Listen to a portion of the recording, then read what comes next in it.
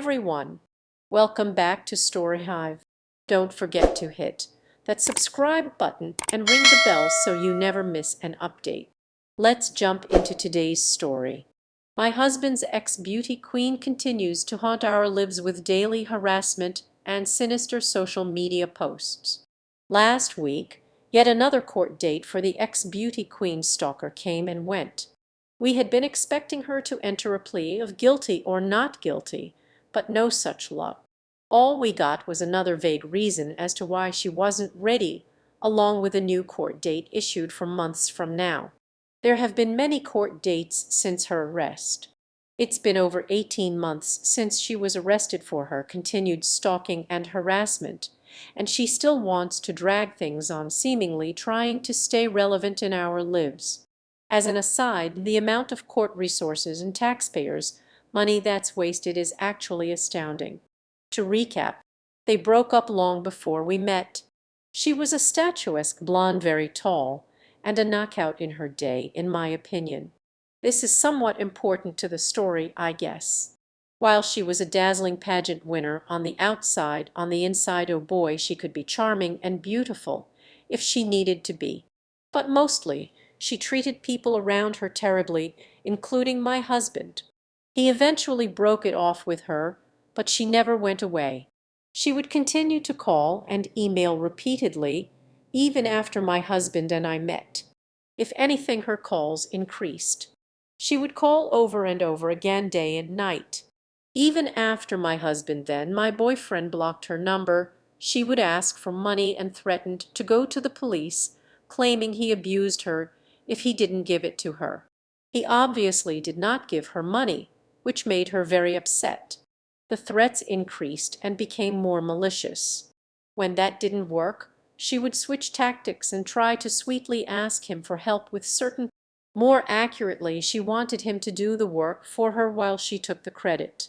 She promised that if he did just this one last thing for her, she would go away. He did not reply, so she would revert to being malicious, any tactic for attention, or for what she really wanted, money. My husband was terrified because, of course, while he never did anything to her, it would be her word against his, and he was afraid of ruining his reputation and career. We unfortunately ended up at an event she also attended. She had been waiting for us to arrive and had placed herself near the entrance. As we walked in, she stood across the room looking me up and down, laughing and whispering into the ear of her date, making a point to try to make me uncomfortable. But that was okay. She was easily ignored until she ambushed me as I came out of the bathroom. She had clearly been waiting for a moment when I was alone. She towered over me. She is very tall. I had no intention of confronting her and hurriedly walked to find my husband, but she kept pace beside me, hunched over so she was at my eye level. I'm 5'5", and her head turned toward me. She was like a caricature of herself. "Where is your man?" she hissed in her heavy accent. Her eyes were black. She looked like something out of a Tim Burton movie, hunched over with that crazy, demonic smile. "Watch your back, Pug," she added, grinning. She liked to call me names like Pug because I owned pugs, and I guess she thought this was an insult. What I didn't know then was that while I was in the bathroom she had walked over to my husband and thrown her arm around him while he was mid-conversation with someone, introducing herself to the man he was talking to as if she and my husband were together. My husband unwrapped himself from her clutches and told her to beat it. She then beelined back to wait for me to come out of the restroom. We stopped going to the parties. The last time we ran into her was at a funeral for a mutual friend. She followed me around at the wake while my husband, then my boyfriend, was talking to the man's widow. I was talking to a friend and his wife when she walked right up and stood with us, joining mid-conversation as if she were part of the group. It was unnerving but also bizarre. It was a funeral, and I did not want to cause a scene. I silently picked my wine glass off the bar and walked away, leaving her with the couple I had been speaking to, and she stared at me with a smirk on her face. All in all, it was annoying but manageable. However, the emails and calls never stopped. She would call my husband over and over day and night, even though he had long blocked her number. She would drive by. I found my car keyed one night after I left it outside, but obviously I couldn't prove it was her. Enough was enough. My husband had a lawyer send a cease and desist. After the first time she called him from a private number, he answered, and she said, "Hi, it's me," in a sing-song voice, as if they were the best of friends and he hadn't just sent her a lawyer's letter ordering her to stay away from him and his family. He said nothing and hung up. Another cease and desist was sent, then a third, but nothing would make her go away. She did not actually think my husband was capable of not wanting to be with her because you know her beauty. Eventually, though, she got pissed that he was not giving in, so she decided to take her rage to the internet. I knew that she was absolutely checking out my social media, but I don't really use it much, so I didn't care. However, she created a fake Twitter account and tweeted my husband's name as a fraud, tagging his colleagues, friends, investors, and family members, every single person she could think of, to try to ruin his reputation and career. On New Year's Eve, she posted on my Instagram account at exactly 12:01 a.m. Happy New Year. My social media settings were all set to private. We went to the police armed with the emails threatening to give her money or she would go to the police. She was charged with 2 counts of harassment and a restraining order was put into place. To our shock, the next day after her arrest, our phones were buzzing. This story had made front page news, clearly a slow news day. Her day in court came right before COVID. We arrived at the courthouse and sat down. She walked in. We were shocked by her appearance. Actually shocked is an understatement. She was unrecognizable from her former self. Gone was the statuesque, dazzling blonde. She had apparently shaved her head and was wearing a short, ratty brown wig. She had gained about 80 pounds, give or take, and was now sort of hunched with her height and new girth. She looked like a linebacker. To add to her new look, she wore a bulky brown men's overcoat and a scarf tied over her wig like a babushka. My immediate thought was that her outside now matches her inside. But it was her eyes that I noticed the most. About a year earlier, we had shown a photo of her to our kids so that if she ever approached them they would know to run. At the time, my son, who was young, commented that she had mean eyes. From the mouth of babes. Maybe it was that she had changed so much physically overall, but her dark eyes had narrowed into deep black slits as she scanned the courtroom. When she saw us in court, she would turn around every so often to look back at us and glare. She would then whisper in her lawyer's ear and laugh as if she were having a grand time. She had a pair of big, round, cheap sunglasses that she would put on and take off intermittently. When she addressed the judge, she put them on, and he asked her to remove them. We thought she was putting on a brave face and treating it all like a joke, but we were about to find out that getting arrested wouldn't slow her down. The restraining order didn't seem to faze her at all. If anything, it angered her more. From then on, day and night, she would post from multiple fake social media accounts, posting pictures of myself and my husband. She would put up my husband's photo with the caption "pedophile" or other terrible names, including racist and transphobic comments. To give you a slight idea, she posted altered pictures of my husband photoshopped to look like he was wearing heavy makeup. She posted altered and unflattering photos of myself, calling me old and ugly. Those are the G-rated ones. Listen, I am no beauty queen myself. The name-calling, while obsessive and gross, wasn't what bothered me most. Although I'm not going to lie, seeing hundreds of photos of myself on her fake Twitter account calling me ugly and obsessively pointing out every single perceived flaw did succeed in getting me down at times. Why did I keep looking? Because it was like getting a glimpse into her unraveling mind, just in case it was a clue of what she was capable or thinking of doing next. It wasn't her insulting posts that fazed me. What bothered me most were the sinister captions, "Keep an eye on your kids because I'll be watching," or "Why don't you plant some flowers in your backyard?" with my home address attached. There were even posts threatening to report us to CPS. She was relentless, and it made me want to get away like we were being hunted. I filed complaints to every social media platform, and the posts were deleted over and over again, only to be reposted with new fake accounts. The stress made me physically ill. Finally, we hired a lawyer, and she received a second set of cease and desist letters. The day of her next court date arrived, and again we went. We both felt like we were walking into a lion's den. She had a lot of supporters. We walked in, and it was just like last time. She looked crazed. The judge ordered her to be held in contempt as her posts had violated the restraining order. We sat in the gallery as the judge read through the posts. It was shocking to hear out loud. I was grateful for the police and the help they had given, but a restraining order could only do so much. I had learned this firsthand when I found myself waiting for my husband to finish a meeting. She walked right by me. She had apparently gone to the building where he was working. My heart raced as I heard her voice.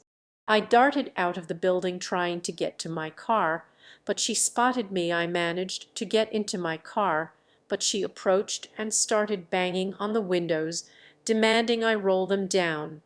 I called the police, who were in the area and got to me within minutes. As she saw them arrive, she went on a rant about how I had been bullying her and that she wanted to press charges. The officers saw that she was clearly unhinged and thankfully escorted her away from my car. This didn't seem to deter her at all. The next few weeks were agonizing. She didn't stop. Her Instagram account was flooded with posts about how she was the victim of a crazy woman. I was the crazy one, she said.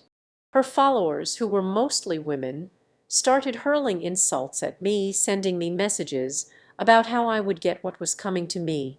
I felt sick. Then came the next court date. This time we had to be on the lookout for the looming hearing about her mental health. She had a mental health evaluation, and from the sound of it, they were going to let her off the hook. We were told she had a new lawyer who was also a family member, who would fight hard to lessen any consequences she faced. I'll never forget the way she looked that day, the bulking jacket and the sunglasses perched on her nose like she was trying to hide behind them. We were told she could be held for up to 6 months if the judge decided to commit her. But instead, she was granted another plea deal. I couldn't believe it. I thought we would get a break, but instead she walked away yet again, no consequences, and the posts resumed. Then we found out she had managed to secure a new address in our city and was apparently moving into the area. We felt sick. After another round of court dates, more court fees, and more harassment, she finally faced a judge who had enough. It was a temporary reprieve, but we are still dealing with the aftermath. I still check my social media constantly, looking over my shoulder, feeling like we are living in a horror film. It's been a roller coaster since that day in court. The temporary reprieve brought a sigh of relief. My husband and I decided to take proactive steps to regain control over our lives.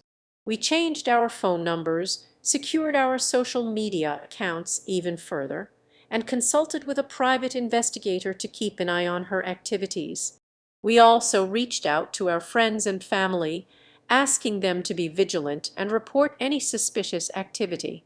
Our community rallied around us, but the fear of the unknown still loomed large.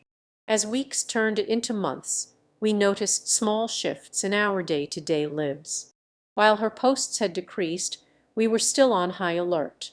We began to adjust our routines, taking different routes to work, avoiding places where we might run into her, and being more cautious about sharing personal information. It felt surreal, living in a constant state of vigilance. Despite the anxiety, we tried to reclaim some semblance of normalcy. We focused on spending quality time with our kids, going on family outings, and enjoying life. But even during these moments, a part of me would scan the horizon, half expecting to see her lurking in the shadows. Then one night, I received a message on my phone. It was from an unknown number, but something in my gut told me it was her. The message was vague but threatening, hinting at her continued obsession. I felt the air leave my lungs. It was like a bad dream I couldn't wake up.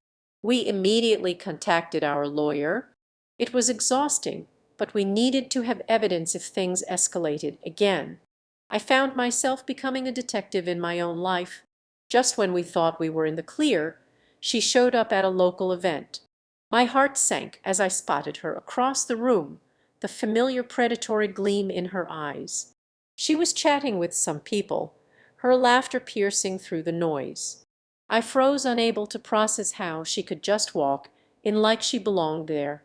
I whispered to my husband, and we quickly made our way out. It felt like a scene from a thriller movie, us escaping the clutches of a villain. We didn't look back until we were safely in our car, adrenaline racing through our veins.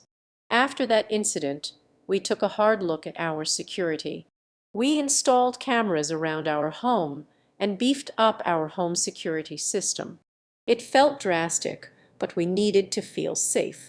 Then a breakthrough came. Our private investigator gathered enough evidence to show a pattern of harassment. With our lawyer's guidance, we filed for an extended restraining order. This time we felt more prepared, more resolute. When the court date arrived, we were anxious but determined. As we sat in the courtroom, I glanced at her. She looked different again. Perhaps it was the lighting, or maybe she was putting on another act, but she seemed more disheveled.